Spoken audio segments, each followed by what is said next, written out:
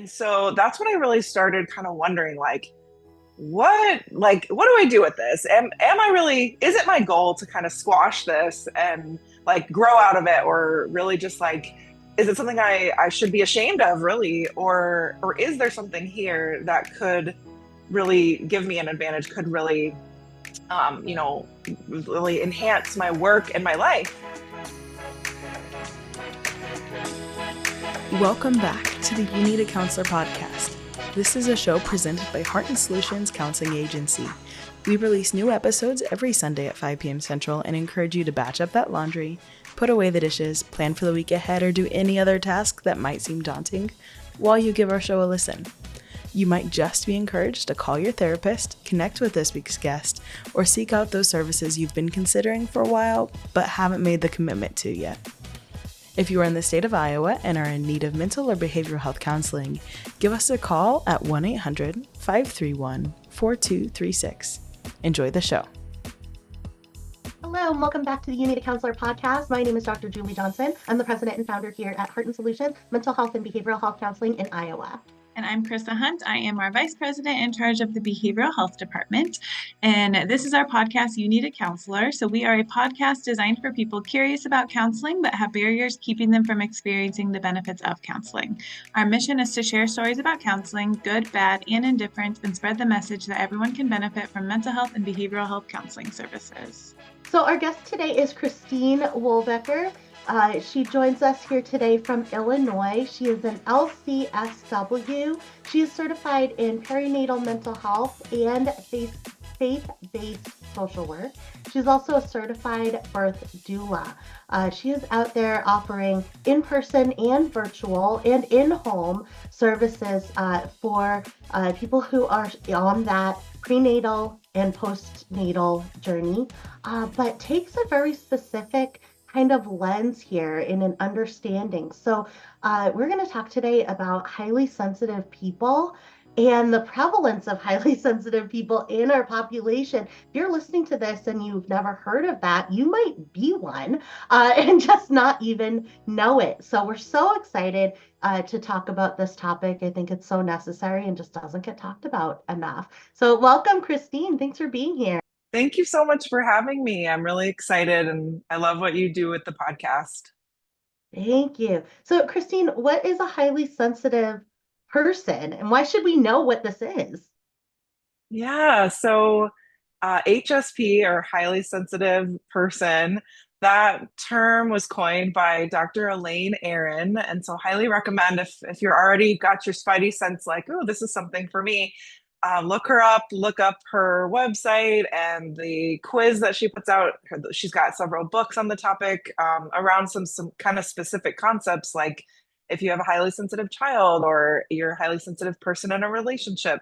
But so essentially, it is 20% of the population, and I think it's so interesting that it's not even just humans. 20% of humans. It's 20% of like mammals in general. So you'll see this across the animal kingdom as well, that there's some sort of, it seems, evolutionary advantage that along this continuum of sensitivity, which I can, break down a little bit more specifically, but along this continuum of sensitivity, that there are 20% of folks who kind of fall on that more highly sensitive side, and then 80% that are on this other less sensitive side. And so I found it to be a really helpful category for myself as well as other folks in my practice and in my personal life as well. Especially recognizing that it's not a pathology and it's not necessarily a reason to go to counseling in and of itself, as of like, oh, I need to go because I'm highly sensitive. I do think there's a lot that we can learn to harness as a superpower, and that could be therapy could be a great place to explore that. And at the same time, in and of itself, being sensitive is not wrong or bad. It really is just a descriptor of, how your nervous system and your relational system are functioning. So how did you figure out that you were a highly sensitive person, and what kind of led to you discovering kind of even what HSP is? Yeah. So like many folks that I have read about and talked to, I grew up kind of being told that I needed to have thicker skin. So if you've ever heard somebody say like, you're so sensitive, like you just need to toughen up, you need to like have thicker skin about this, in a situation where you were feeling hurt or overwhelmed. Certainly that can be a life skill that we decide to develop for many reasons to be a little tougher in a situation. And at the same time, as I grew into adulthood and went through a few jobs where I was like, I just started questioning like, is that really like a downfall for me? Is that really just some like a weakness for me that is because I really got the sense that my sensitivity could lend itself so well to working with folks in the therapeutic space and really gave me an advantage in, picking up on how other people are feeling, noticing subtleties about their body language, and particularly with my population of perinatal pregnancy and postpartum, you know, there can be not to overgeneralize, but in general, I think there is this need for some nurturing and some care and some just like there's a lot of nesting going on. There's a lot of like just a need for some introspection and safety for that process. And so I felt like that was a gift that I could bring to the work. And yet in various settings that I was in, especially in a more of a crisis level of care, it was sort of like, you got to shut that down. We don't have time for that. This is going to really slow you down. This is going to really make you get too entangled with the work to where like you're taking this home and you're going to burn out if you feel too deeply about this stuff. And so that's when I really started kind of wondering what do I do with this? Am I really, is it my goal to kind of squash this and like grow out of it, or really just like, is it something I should be ashamed of really? Or is there something here that could really give me an advantage, could really, really enhance my work and my life? And I'm a very spiritual person. I'm a very like relational person, and certainly in personal spaces had noted like that can be such a beautiful thing. Like, being moved to tears in a beautiful moment is like an amazing experience that not everyone has. And anyway, so yeah, it actually was with my therapist that I first heard that term. And she gave me I started seeing this therapist when I was pregnant, actually, back in 2020 during the pandemic. And so I had a lot of feelings about, that time, and was, yeah, just kind of exploring how I was feeling about everything. And she gave me some of the literature, some of the research, and I just immediately was like, yes, this is me. This helps me so much to understand myself and name things about myself, know maybe better how to coach people to support me and understand me a little bit better, and helps me have a framework for these characteristics that doesn't see it as a pathology or just a straightforward thing to try to get rid of. Yeah, absolutely.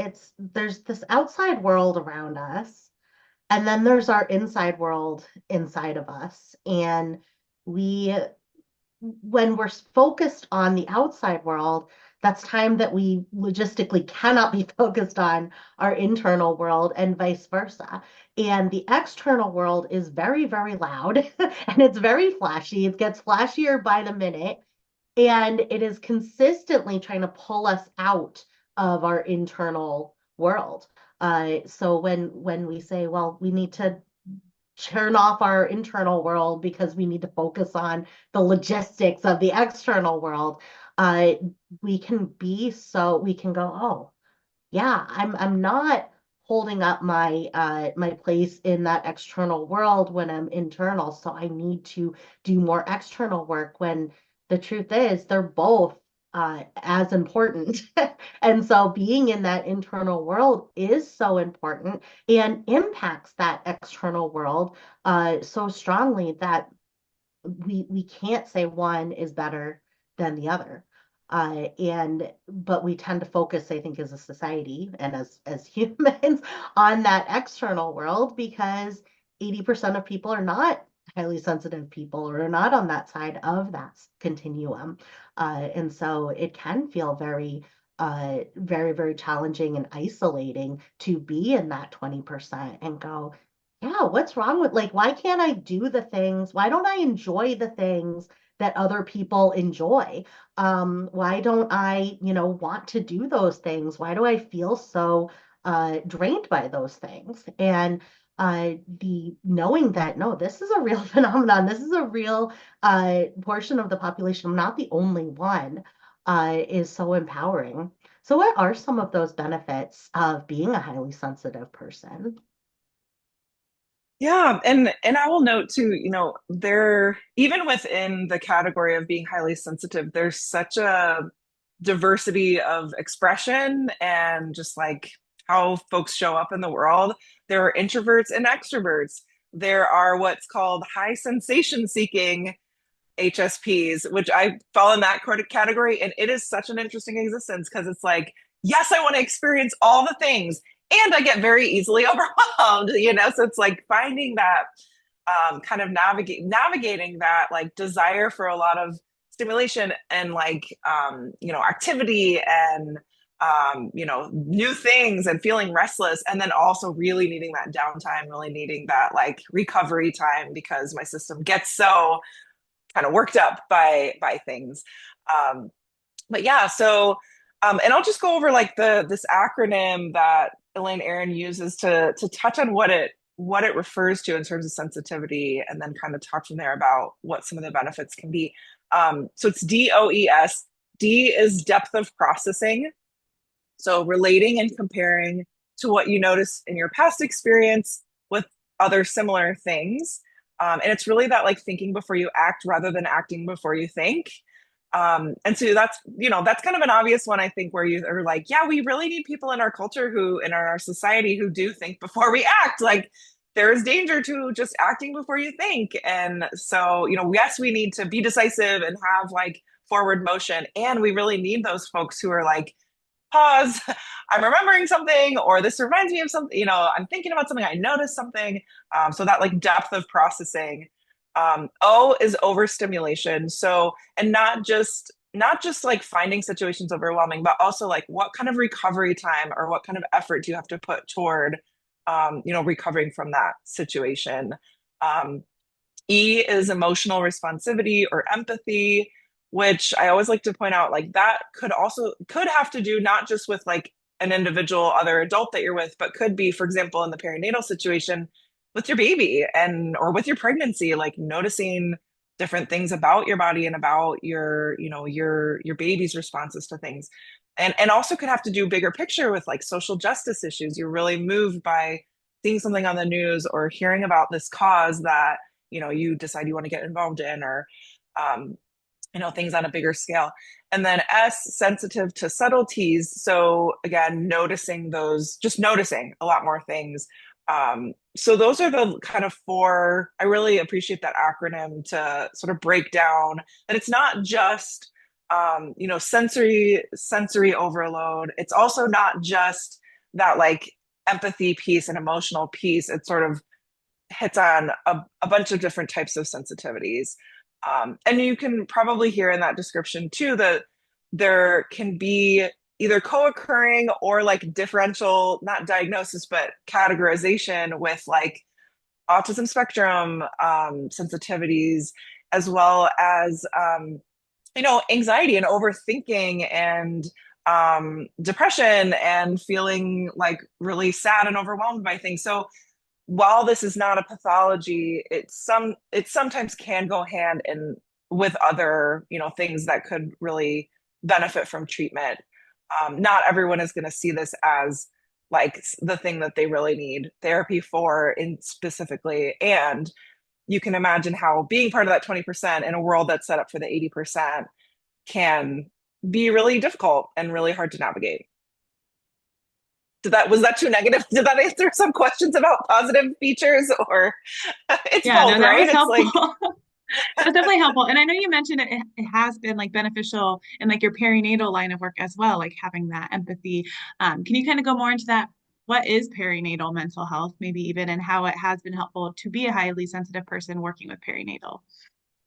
Yeah, yeah, thanks. So perinatal refers to, anything in that kind of family building, pregnancy, postpartum time period, adding a baby to your family. And so it encompasses, a lot of that. And I also love personally to work with birth workers and folks who are working with that population. So as a doula, having worked in that field, I feel really passionate about how it can feel to be a provider that's highly sensitive working with this population. And so yeah, I think a lot of the advantages that I experience and can bring to the work include being able to really slow down and be really present to things that I'm seeing and hearing. For example, I'm really passionate about in my group setting, like we start each session with a moment to just transition in and like respect and honor that you're coming in from, I'm in Chicago, so it's super cold here right now. Like yesterday, all the moms are like coming in all bundled up. They're bringing their babies in and just kind of, like falling on the floor, like, oh, and it's like, okay, let's honor all that it took for you to get here. And even like, how's the candle scent? Is anyone overwhelmed by that? Just like, how's the lighting in here? Are folks like noticing anything that could contribute or take away from their experience? Like, really naming some of those things, honoring some of those things. And then taking that moment to try to be mindful, like whether it's kind of a breathing exercise or some mindful movement or, grounding exercise, because I know I need it and benefit from it. And so I think just having had that experience myself and then picking up on subtleties in the environment, like someone looks really, overwhelmed today, like, okay, let's like honor that and take a minute. There might be something here. It might not just be that we need to rush to the agenda. And sure, we want to stick to our plan and our treatment plan. All that is, yes, important. And are there things in this moment that we can really learn from and honor in a way that also is supportive and helpful? So I think those are just a couple of examples.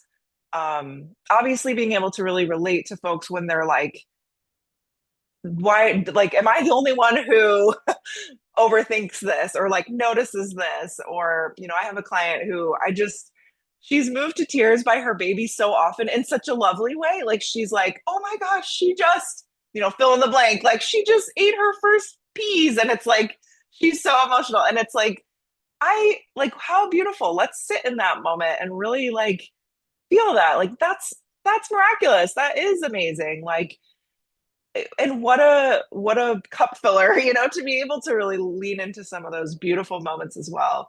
Um, as well as helping folks like when they are getting into that depth of processing, which in the perinatal time, there's so much to try to think through and be intentional about. And it can just feel like this really big, everything can feel like this really big deal. And so again, really making space for that. And then also naming like, could this be a time where, we're getting to that depth of processing feature, like how is that serving you right now?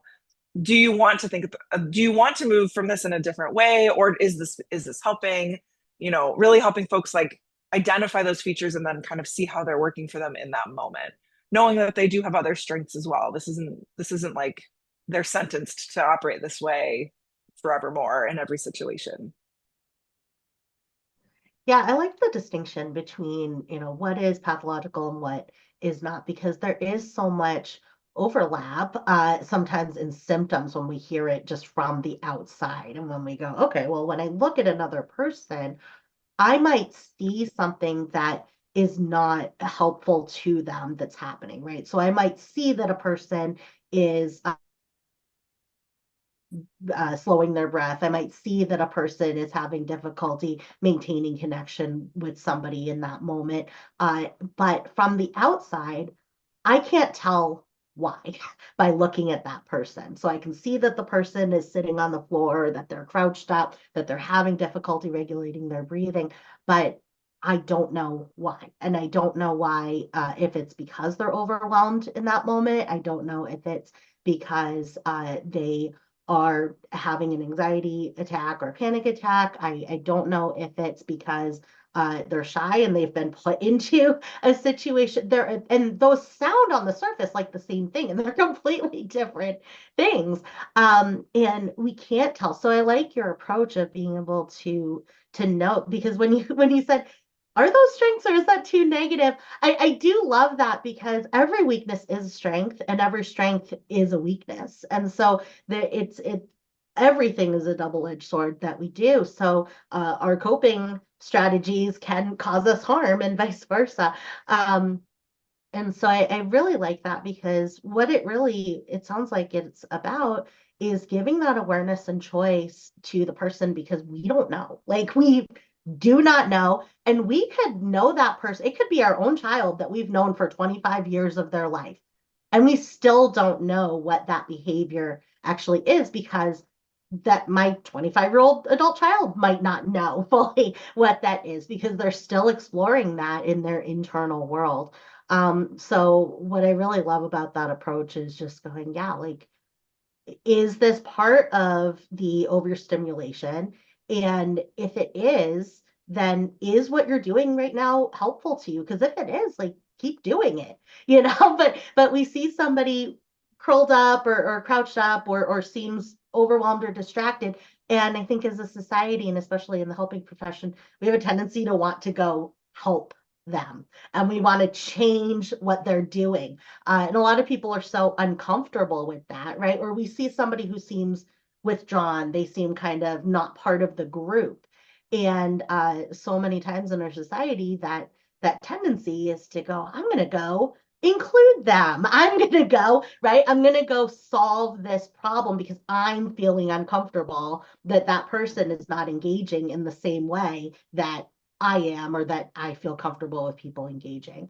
And so what I love about this is just, or the approach that you described, is to say, yeah, let's think about what it is. And if it's helping you, keep doing it. Let's keep doing that. Let me create the space, the protected space for you to keep doing that. And if it's not feeling good to you, what's happening, let's take that and adjust it. So I think that is very, very beautiful. And there are so many strengths to this.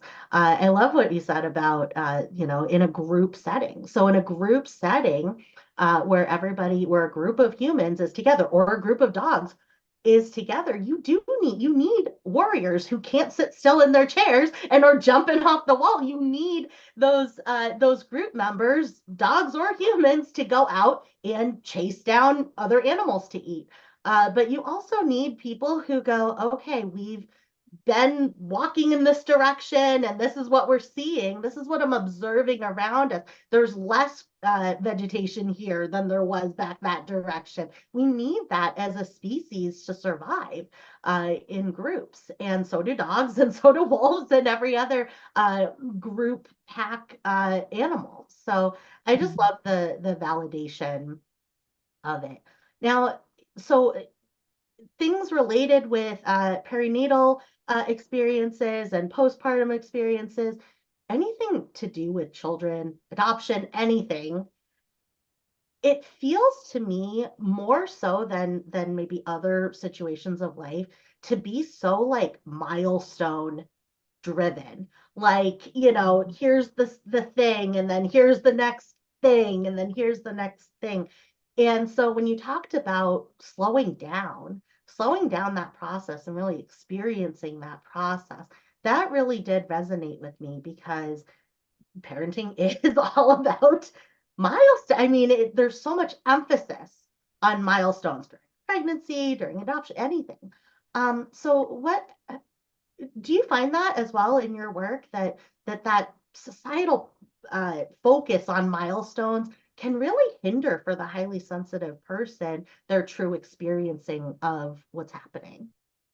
Yeah, that's such a good way of putting it. I don't think I've actually thought about that word milestone as like sort of a descriptor for how that can, something that can be so difficult. I mean, we end up talking, I think, in my group more than anything about this is my personal experience. And yes, it is comparable, and I can find support and camaraderie with other parents, and no one has ever done this as me before. Even if I've had another baby, this is a first day in history for me as a human. And that's true even if you're not pregnant or parenting, whatever. It's like just really honoring like what's going on for me, because there is no manual for that that's going to address everything in particular about my experience. And so I think especially for folks that are just very aware, we are looking around and being like, but wait, it seems like everyone else's experience is this and my experience is that, and there must be something wrong, or I must need to contort and conform to feel what you seem to be feeling or to accomplish what you seem to be accomplishing. And in addition to the milestone, framework, which, yeah, and again, there's so much information out there about quote milestones and what is supposed to happen for those, like on social media, books, magazines, all, it's all like it centers around those milestones. So there's just extra info out there for us to compare ourselves to. And then I also think just the level of interpersonal like interaction, work, just experience that is related to family building is huge. Like maybe more than any other time in life. I don't know, like just thinking about how, if there's a partner involved, for example, are they highly sensitive or not? Either way, if I'm highly sensitive, that's a thing for us to think about, is how are you experiencing this? How am I experiencing this? It is going to be different, even if we are both highly sensitive or not, like honoring that. And then interpersonal relationship with your child, but also like with your providers that are helping care for you, with your family who is also invested in this time of life and, involved a lot of times in this time of life in some way. So just that interpersonal, like lift, I guess, or just the interpersonal richness maybe of this time period, I think can really highlight this feature. Like certainly when we're in a job or, just living life at other times of our life, yes, we're interacting with other people and trying to figure out how we fit within systems and all of that. And then I think the perinatal time can just be this like heightened interpersonal time. How do you recommend, like, if one partner is highly sensitive and the other isn't? Or I know you mentioned even if a parent is or isn't and their child is the opposite, like, how do you recommend those, like, that they cope and like communicate with each other? Like, how can they help improve that communication? Because I'm sure it can be difficult at times. Yes, absolutely. Yeah. And I guess, I think it's important to note that it can be difficult anyway, like like my husband and I are both highly sensitive. And that is like the most beautiful thing and can be really hard sometimes because it's like, we got to pull it together. You got to make a decision or we got to like move forward, even though we're both like, we were watching Wicked this weekend and just like wiping tears for our eyes. It's like just that really, intense experience of life. And so, yeah, I think really seeking to understand and maintaining that curious perspective can be so important. And which is like, relationships 101 probably, but like just really, I think even just naming like, we may see and feel this differently. And that isn't wrong or right. It is just what it is. And, how do we like, yeah, what's within our power to do about that or to take from that? Or, is this just a circumstance where we're going to have to kind of agree to disagree? I think I really do think leaving time and space too, just in general, is important because you may just want that extra time and space to allow for more understanding and for increased communication about like those differences. Yes, and Elaine Aron has so much to say. I would highly recommend, like, I think that one of her books is like The Highly Sensitive Person in Love. So very specifically about that. And then parenting the highly sensitive child. And then I think she even has a separate book that's like being a highly sensitive parent as well. So lots of dynamics and research being done, which is really cool. To think that like we can learn more, we can glean more from that research and learn how we might improve those relationships and communication. Yeah, and I also love the so I was thinking as Chrissa was talking and as you were talking about, my own family. And I would definitely consider myself a highly sensitive person, and I've had a lot of challenges because of that. But I do agree with you. I think it is such a strength in so many ways. And then I was thinking about my husband, and I said, I would categorize him as I think he would agree as a highly sensitive person. But you would not know it from meeting him or talking to him. He's like pretty blunt. He's very like analytical, right? He's like spreadsheet guy. He's extremely, but as you talk through the does acronym, right? The depth of processing that my husband will do, which I guess ties in with the spreadsheets, is I mean it goes deep into the topic. He'll make connections between things that we go, oh my gosh, like yeah, that is connected in this way, right? Um, he'll also he does not really show that much emotion, right? Because trauma will interrupt some of that when we have that emotional responsivity or empathy. It doesn't always show on the surface because if we've got trauma where we were not allowed to show that kind of emotional response to things, and especially I think as a man in our society, men are just boys are just conditioned by society to don't show those emotions, and so he'll have these things that he'll say where I'm like, yeah, you really got that, right? Or you really like felt that in this way. And so, as a partner, I can kind of put those pieces together. But if you met him, you'd be like, this is not a highly sensitive person. And noticing the subtleties too, right? So he can walk into a room and part of it is like an ADHD symptom, which again is a superpower in that way, because he'll walk into a room and then say, hey, describe the mug that was on that person's desk, and he will. Right? Like he knows exactly everything that's in the room, and part of that can be response to trauma, but part of that also is that sensitivity to those subtle things, just noticing things, categorizing things all the time. My daughter is I also would consider her a highly sensitive person. When she was a child, when she was young, she's 8 now. But when she was like 3 and 4 and 2, she'd have these just really large outbursts of emotion, um, and it was always you know it looked like a tantrum, but it wasn't a tantrum. Right? Like it was just this outpouring of emotion that was happening based on whatever the trigger was. um but if you talk to her and look at her, she's highly analytical. She's off the wall.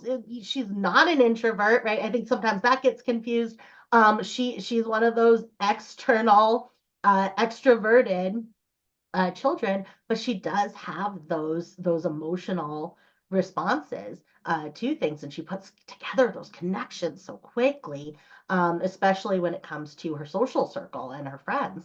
And so it is really just interesting to me to kind of think through my own family because, I think, I mean, Chrissa knows my husband and my child, right? And knowing them, you might not put that together that they are that way. But gosh, they really are. So I just it's an interesting way to think about it. And I think I would just encourage anybody who's thinking like, oh, I'm the only one in my family, right? That's going through this. Like maybe not, you might not be the only one in your family. So It can look so many different, it can look so different on each person.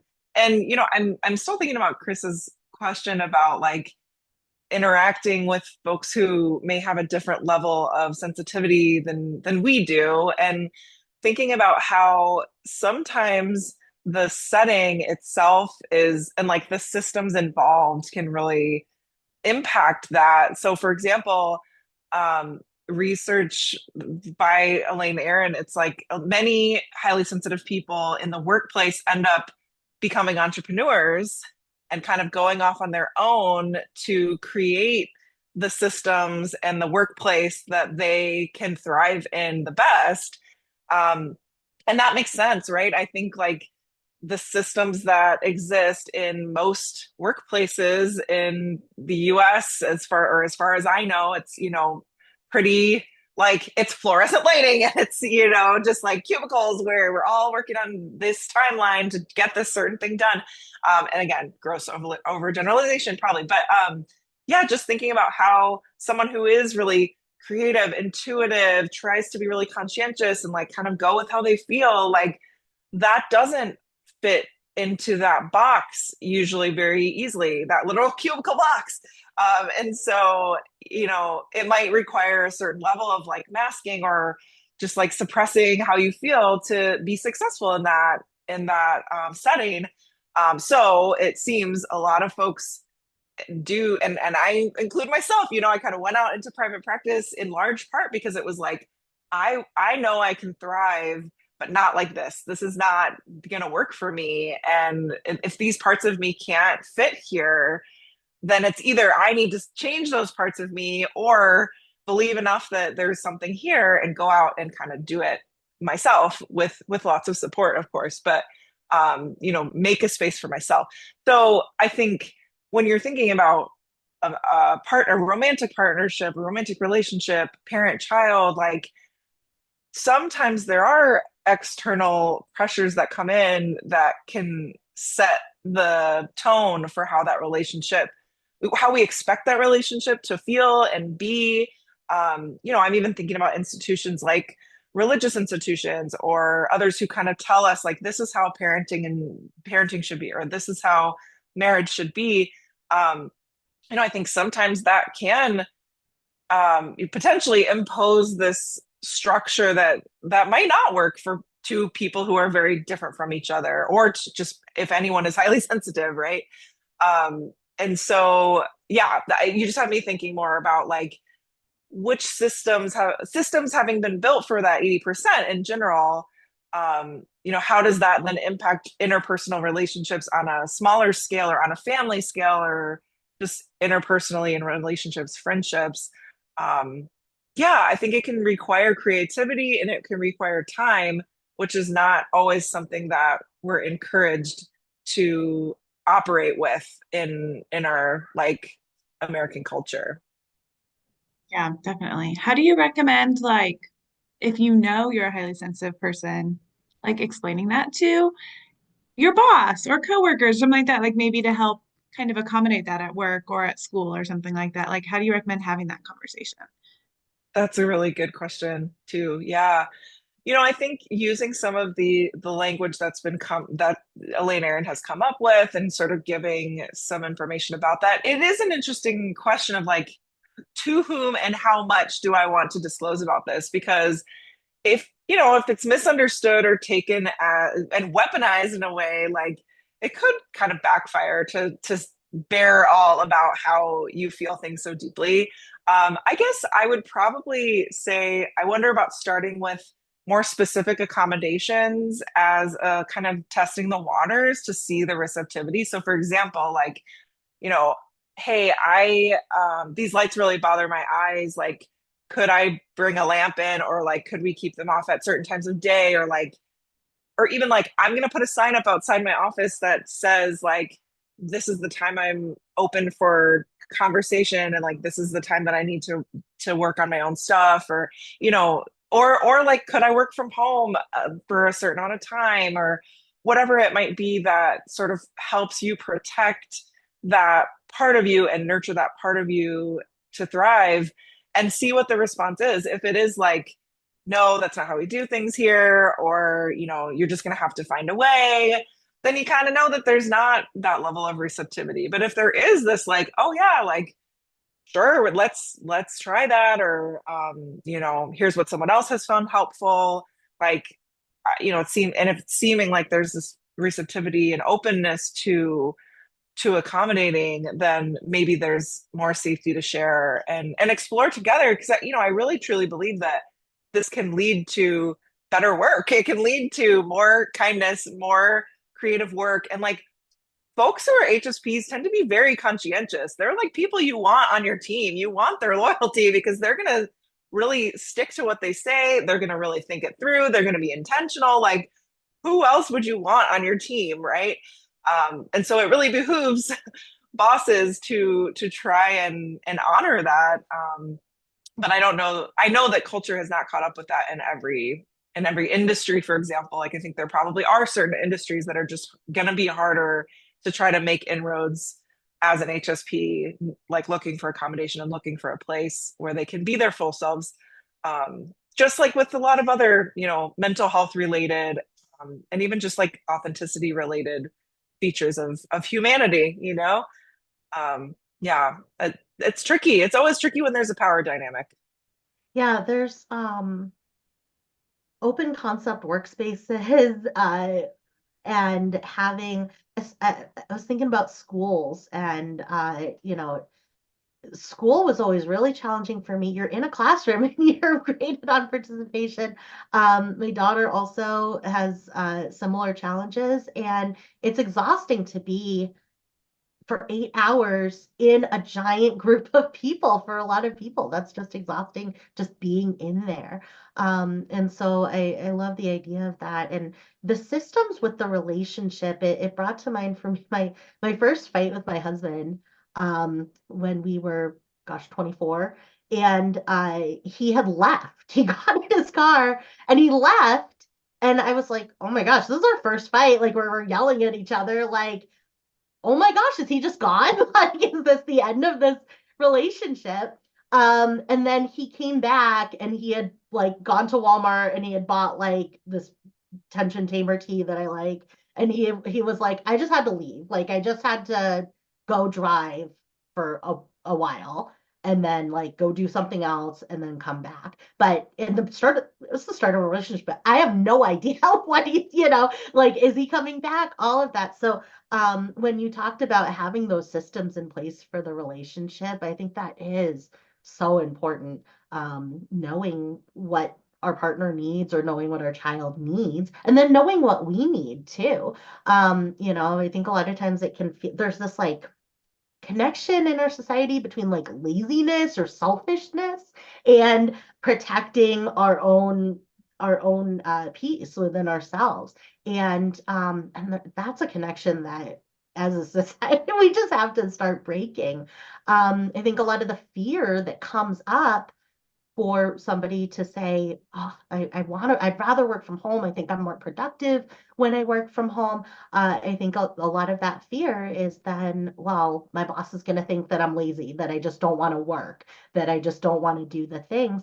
When really all the research shows that like that deep thought work is exactly how things get done. It's the only way that things get done.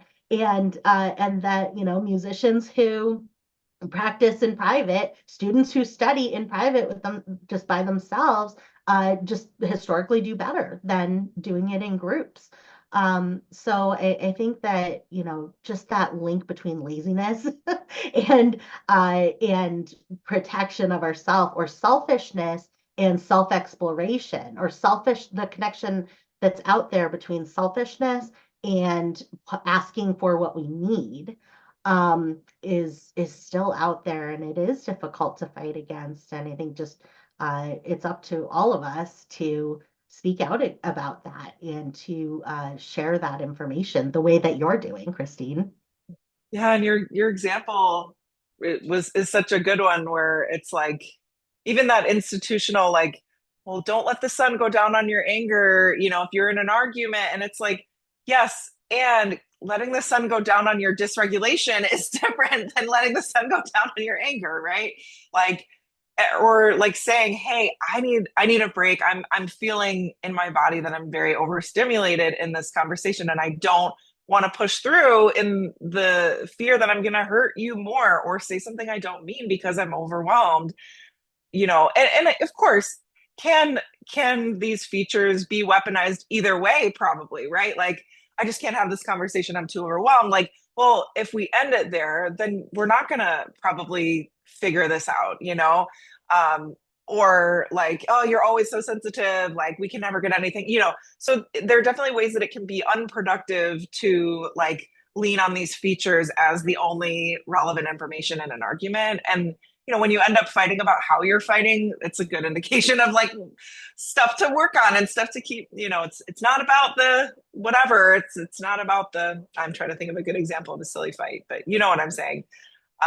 Yeah, it's about the relationship and how we relate to each other and how we respect each other in our differences and in our needs, and how we trust each other that we are not being lazy, we're not being, you know, just self-centered by asking for something we need. It's really in you know, trying to contribute to the relationship and trying to contribute to this other person as a human that we love as well.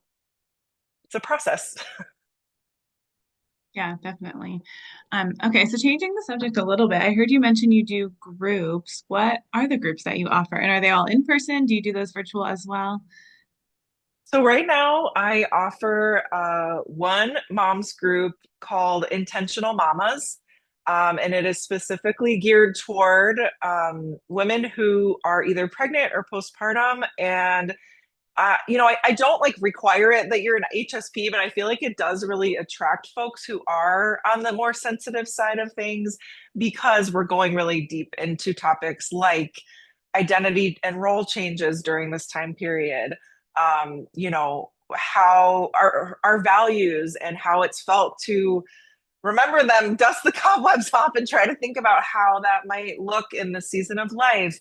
And then also things like emotion regulation and anxiety and overwhelm and how we manage those things in pregnancy and postpartum. So that I offer that. I'm going to offer that 4 times this year. I'm in the middle of one cohort right now. I keep it a smaller group, so up to 7 people. It's been more like 5, which has been so perfect. People bring their babies or their pregnant bellies, and it's really great. You know, we have some snacks because we don't want to do this work hungry. And it's in this beautiful yoga space that I have adjacent to my office. I'm really lucky to be part of a larger community of perinatal providers, including massage therapists, acupuncture, and lactation midwives. We all meet in this building, in this lovely space called Sweet Peas Studio. So yeah, I have the one group right now. I also help out with more of a mom support group, like more of a social, like meet other moms. It's larger and it's just less structured. And that is out of Prenatal Fit, which is one of our local moms gyms. So when I'm not doing Intentional Mamas, I'm helping out at that group, which is really a nice balance. And they're very different, you know, it's like come meet other people and kind of chat about how things are going versus like the more deep conversation and kind of, yeah, more intense, meaty stuff. And I've had folks that do both with me, which is awesome. And then sometimes I just get to meet someone in one or the other. Sometimes they're doing individual work with me or someone else, or sometimes they're not.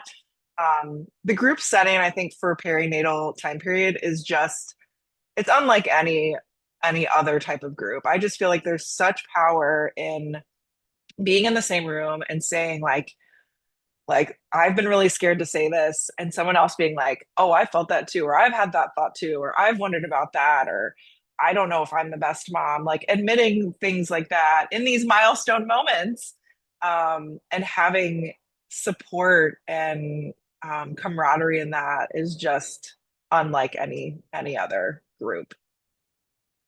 I love it. Beautiful.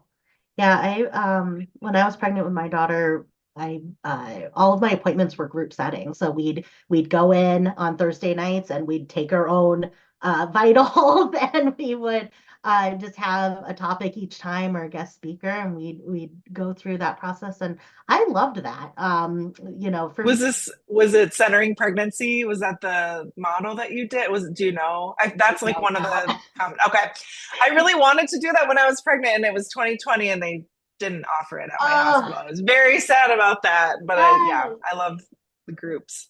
Yeah, I loved it. I just felt like for me, it was just more community than going into your doctor's office and getting your vitals taken by a nurse and kind of doing it alone. So I always would recommend that to anybody. And if you can't do that for your midwife group, do that in a group like this because it's so important to, especially those times, like there's so much pressure when you're pregnant to be happy about everything that's happening Yes. because then it's like, what? You're not happy about your baby? It's like, no, I'm not happy that I can't sleep on my back anymore. Right? Like those are two totally different things. But there is so much pressure to be like happy about everything when you're pregnant, and that's just not the reality of it. So I love that you're offering that space for people to share about those things. So, if you could give one suggestion to somebody who might be on the fence about starting counseling, what suggestion might you give to that person? I think just those word of mouth.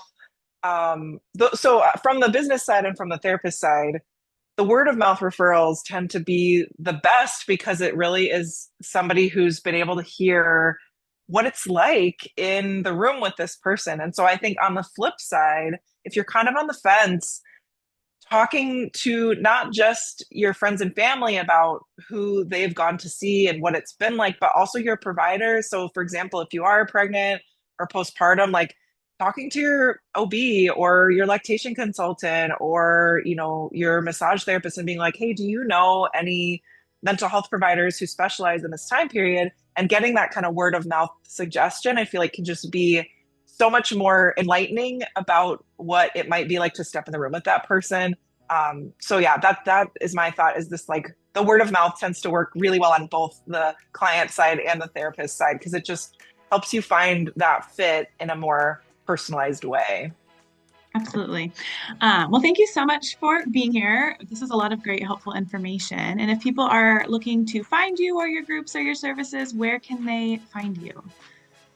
Yeah, please check out my website. My business is called Emilie Counseling. It's Emilie Counseling. That's my great grandmother's name, and so there's a story there too. But yeah, my website is emiliecounseling.com. My email is emiliecounseling@gmail.com. I have a Instagram and Facebook as well, so check those out and follow what's going on. Yeah, thank you so much for having me. This is a really great resource for folks, and it's been such a fun conversation for me. I love geeking out on HSP stuff and perinatal stuff. I'm Christine Wulbecker, and I need a counselor. And I'm Chrissa Hunt. And I'm Julie Johnson, and we need a counselor. And so do you. Bye. Bye. Thank you for listening to the You Need a Counselor podcast. We are so grateful that you're here. Now, we want to hear from you. Text us or give us a call at 515-650-3231. You can also find and connect with You Need a Counselor on Facebook and Instagram. If you've enjoyed today's show, please take a moment to like, review, or leave a comment, as all of these things help others to find and benefit from the podcast as well. If you're in the state of Iowa and interested in mental health counseling or behavioral health intervention services, give us a call at 800-531-4236.